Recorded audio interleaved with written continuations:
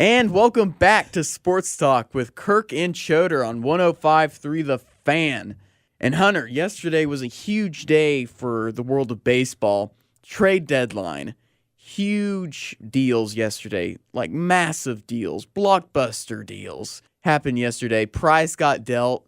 Another big trade was with John Lester, ace for the Boston Red Sox. He got dealt to the Oakland Athletics for Yoenis Cespedes.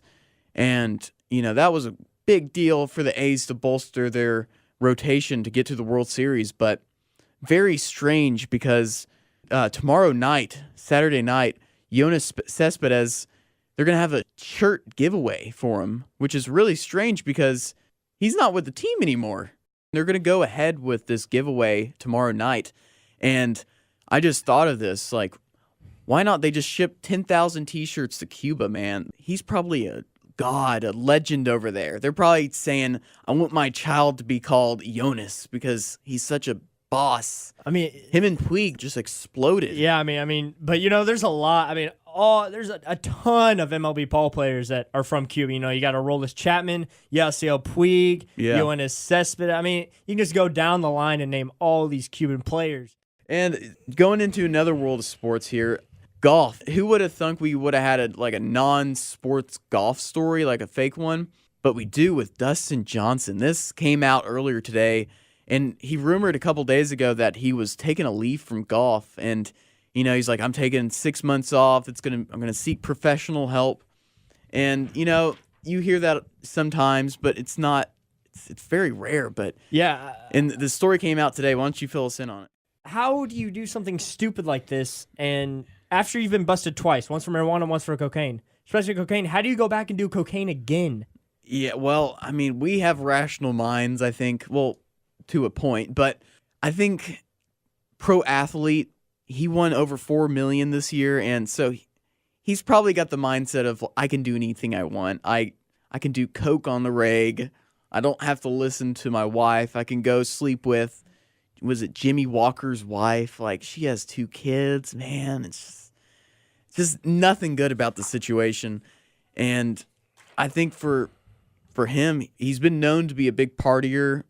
Paul Gretzky, like, how could you do that to the greatest hockey player to ever live? It's Wayne Gretzky, man. Yeah, Wayne Gretzky. That's that flow, name. Man. That name. It's such a hockey name. I know. It's such a hockey name. He's got the hair flip. A hockey name. He's got it all.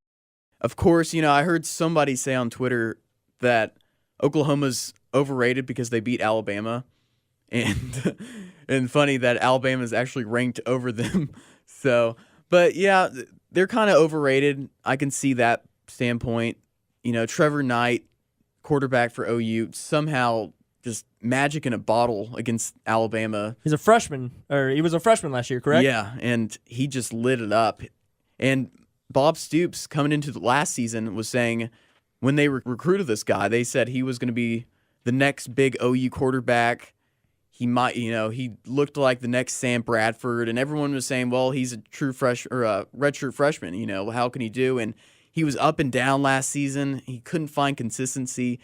And the game against Oklahoma State, their last regular season game in December, he didn't even start that game. He came in for 2 plays, got hurt, and they looked like a pitiful team in the first half, and they came back and beat Oklahoma State without Trevor Knight. So I'm just intrigued to see, can Trevor Knight play like he did against Alabama for the entire season? If he does that for the entire season, he'll win the Heisman. But I don't know if he can do that for the entire season, and that's one of the bigger question marks OU has right now is just consistency with their quarterback situation.